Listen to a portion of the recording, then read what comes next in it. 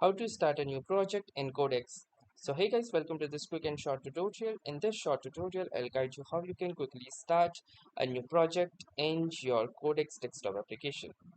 So for that, first go to the settings in your Google Codex desktop application and then again click onto the settings option, or alternatively press the control and the comma buttons.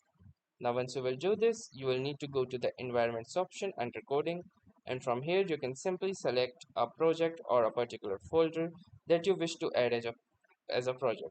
From here click add project option and then choose that particular folder that you wish to be added as a particular project, and all of the files within the same project will appear right here, and you can see the same under this projects option right here.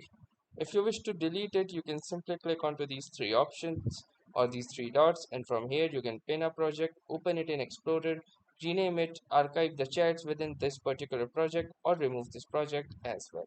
So that was all for this tutorial. Thanks for watching and have a nice day.